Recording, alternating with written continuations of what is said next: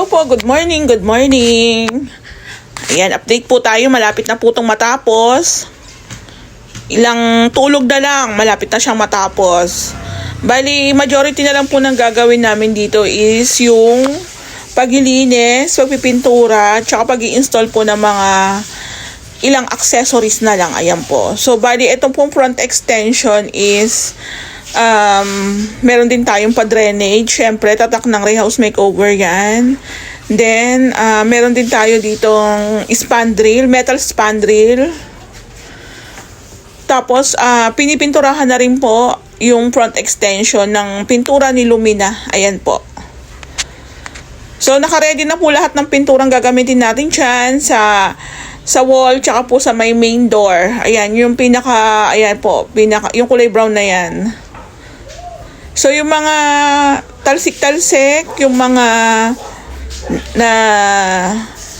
natamaan, nauka, is hinabol na po namin siya ng skim coat or masilya. Ayan po. So, yung gate po, panghuli na po natin yung pipinturahan pag malapit na po namin siyang i-turn over para hindi po tayo paulit-ulit sa pagpipintura at the same time hindi po siya magastos sa materialis o sa pintura po. So, yung loob po, pasensya na medyo andito na po lahat ng aming materyales, mga gamit, kasi nga po sa taas malinis na.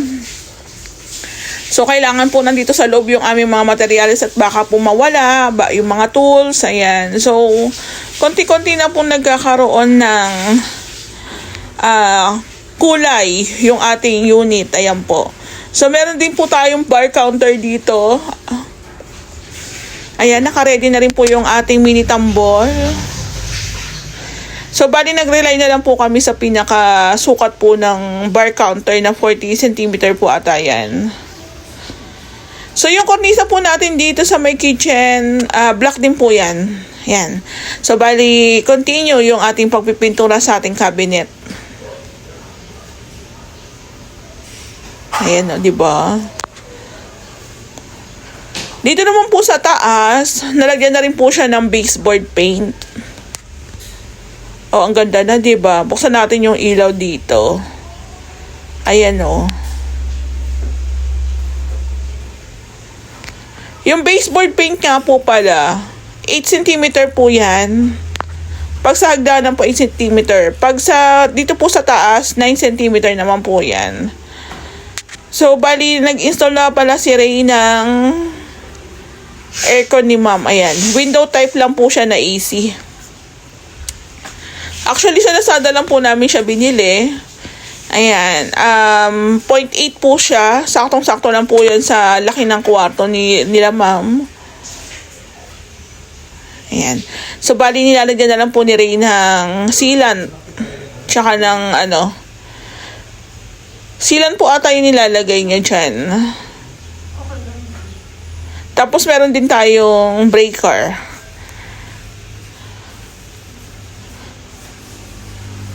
Ayan, diba?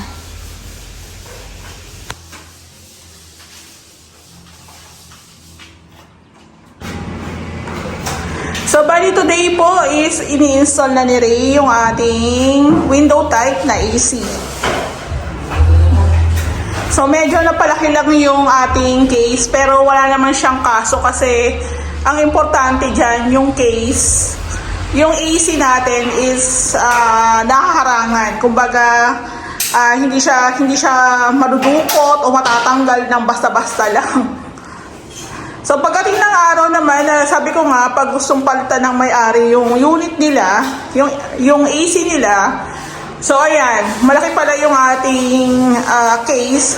So, wala nang problema. So, ang kukulin sa sukat na lang po ng case sila ma'am mag-rely. Ayan po. Pero ako kasi ang AC ko is ROA din. Wala lang kasi trip lang namin isubukan yung AC sa Lazada. Okay naman. Gumagana pa rin naman. Siguro magto 2 years na po ata yung aming AC. Okay naman. 0.8 po ata ito. Sakto lang dito sa sukat ng room nila. Maganda po yung Rowan na shop kasi Rowan na brand kasi mga appliances po yung kanilang mga binibenta, mga TV, mga AC. So meron din tayong nakabukod na breaker, ayan. Pag bibili po kayo ng breaker, yung meron na po siyang kasamang outlet kasi hindi saksak to. Hindi namin siya pinuputol o ano. So ayan, nandito siya sa kabilang side. Tapos, syempre, dahil nadudumihan, i-retouch po natin yan. Nandito na naman po yung mga alikabok. Yung pinto po natin, ayan, na-retouch na siya, oh. Na-retouch na. Tapos, nalagyan na rin siya ng door stopper. Ayan, may door stopper na rin po siya. Sinasadya po talaga namin lalagyan na siya ng door stopper para kahit po bumaldog yung pinto, hindi po masira o mabagsakan tong Hardiplex. So, sinasama na rin po namin total, magkano lang naman yung stopper, tapos madali lang naman i-install. So, sinasama na po namin. Dito po sa kabila, okay na rin po yung AC. Na-install na. Ayan.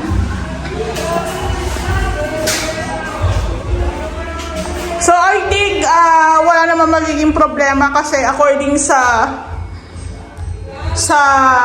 all home na napagtanungan ko, mas maganda nga rin daw yung rotary knob kesa daw dun sa digital. Ewan ko kasi yung iba gusto naman digital, so depende.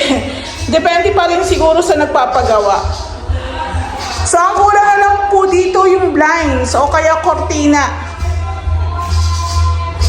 Ito yung ating pinto. Ayan o, kulang na lang po yan ng doorknob kasi kapalitan po natin ng doorknob.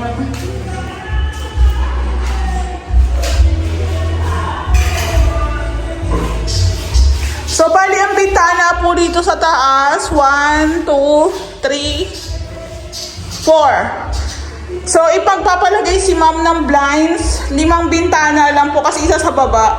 So, carry lang kasi temporary, mas maganda po talagang bukod sa nakalaki yung ating mga bintana, kahit paano, meron pa rin dapat harang. Meron pa rin dapat harang kasi syempre kung halimbawa may mga gamit dito, tapos nakikita sa bintana, nasisilip, 'di ba? So possible basagin yung bintana, sungkitin ko anumang gamit. At least kung meron ditong blinds, hindi makikita, 'di ba? Hindi siya makikita kung ano man ang meron dun sa loob. So ako mas sinasuggest ko rin talaga, pero sa iba, 'di ba?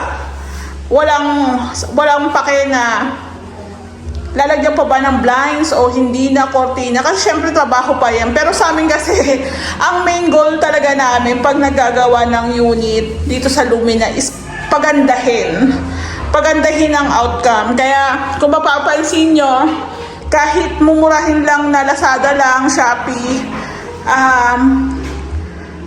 sinasuggest ko kasi quality rin naman tapos mas mura pa. Pero yun nga sabi ko, pagdating naman ng araw, pwede nyo naman palitan yan.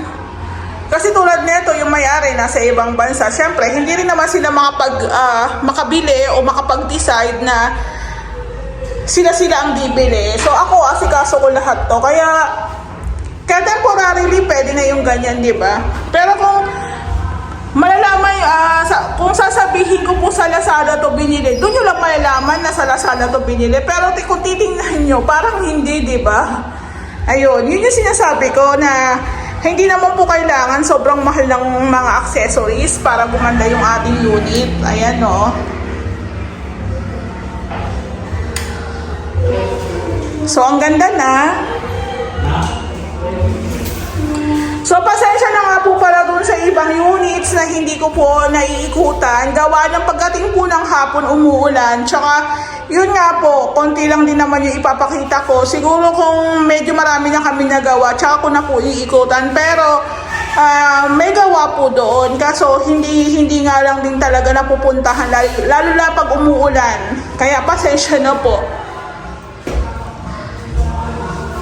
So, parang dito po sa taas, ang kulang na lang blinds, tapos linis. Linis, tapos retouch. Yan na lang po yung kulang. Other than that, patapos na tayo, wala na. Konting linis na lang ito. Dito na lang po sa baba.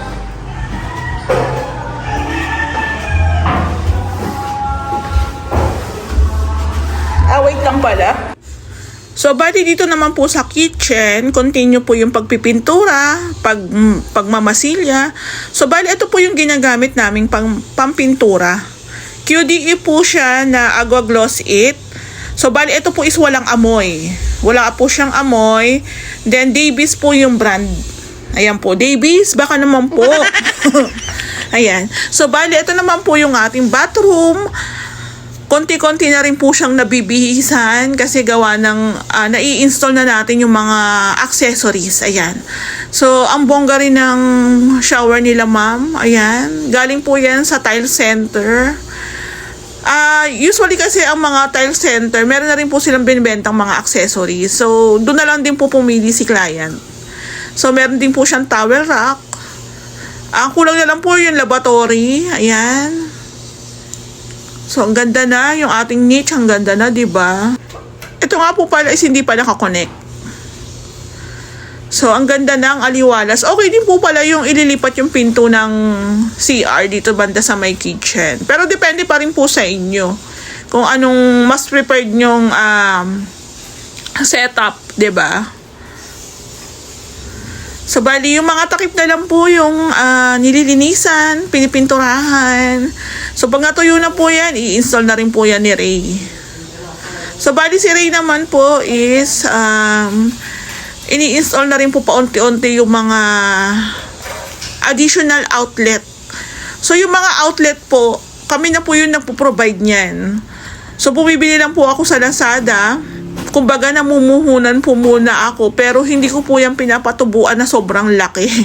Parang ang tubo ko lang po dyan sa mga outlet is 5 pesos, 10 pesos lang. Kasi nga po, meron po siyang shipping fee. So, yun lang po. Kasi sa akin, more on makakatulong ako kay client eh. Kaso, hindi naman po lahat kailangan i-charge ko, diba? So, kung papansinin nyo or maitatanong nyo po sa mga hardware o kaya po sa mga mall, magkano po yung isang tugang outlet is nasa 150 pataas yan to 200 pataas. Pero nakukuha ko lang po yan sa Lazada ng 109 pesos. So, ginagawa ko po siyang 115 o 120, parang ganun po. So, same quality, same na itsura. So, wala pa naman kami naging problema kasi same shop lang din po yung ino-orderan ko niyan. Wala naman po naging problema. Goods naman po pagdating sa quality. So, ako kasi mas convenient po talaga sa amin na yung mga maliliit na materyales, isa bahay na lang po namin siya kinukuha. Kaya po dun sa mga ginagawa namin ng unit, dun po sa mga nagpapagawa sa amin, wag po kayong magulat dun sa mga small materials kasi sa totoo lang po, abono ko po yan, tapos mas nakamura pa kayo. Kaya po ako nag-aabono kasi ayoko rin po mahirapan si Ray. Ayoko rin po mahirapan yung mga kasama ko sa hanap buhay na kada kailangan namin ng pako, kada kailangan namin ng tiplon, is pupunta kami sa hardware. So, i-consider nyo po yung ganong proseso namin sa re-renovate ng bahay. Ayan po. Actually, wala naman kasing kaso, 'di ba? Lahat naman po ng mga small materials na ilalagay namin sa bahay nyo is makikita nyo naman sa unit nyo, 'di ba? So, wala tayo ditong mga palusot o kasinungalingan, 'di ba? Lahat po 'yan makikita nyo. Kaya ako, sa mga nagpapagawa sa amin, sundan nyo lang po yung renovation kung paano kami magtrabaho. Kahit nga po sa resibo kahit po sa resibo na isi-send ko sa inyo, pansinin nyo, walang small materials doon kasi nga po, kami na po ang nag-provide. Ayan, tsaka tulong din po namin yun sa inyo para makamura din po kayo. Kasi sa small materials, kung sino pa yung mga small materials, siya pa yung mga mahal, sobrang mahal. Kaya kung ako ang pagkakaalam ko sa small materials na magagamit natin sa isang buong unit, siguro aabot siya ng mga 20k plus. Pero kung sa amin kami mag-provide, wala pa, less than. So, ayun, i-consider nyo po yun. Pati itong wall putty, inaabonohan ko yan. Magkano to sa all home? Nasa 1k plus. Pero ito po, sa Lazada is nasa 500 plus lang, 'di ba? O, ang laking tipid. Doon pa lang laking tipid na po Kaya doon po sa mga magpapagawa po sa amin, no need mag-worry. Kasi kami po mag-asawa is gusto namin makatulong sa mga nagpapagawa sa amin. Hindi para samantalahin kayo, 'di ba? Hindi po ganoon. So sa amin, 5 piso, 10 piso lang po yung tubo namin yan. Kasi nga po is meron siyang delivery charge. Yun lang. Other than that, wala. Bakit pa namin tutubuan? Kliyente na namin kayo, 'di ba? Pero siguro yung iba, oo. Pero sa amin kasi hindi. Sa totoo lang po, hindi. Ayan, hindi lang po kami pera-pera dito sa Ray House Makeover. Kahit yung pinaka-labor nga po namin, mababa lang Sa amin lang, basta meron kaming ma-take home, mag-asawa, yung mga tao namin, okay na po doon. Okay na po kami doon. So, sa mga susunod na araw, matatapos na namin to. Konting kembot na lang. Konting kembot pa, tapos na to. Ayan, medyo mahirap lang din dyan yung paghilinis kasi kailangan malinis talaga ng maayos. Ayan, tapos retouching.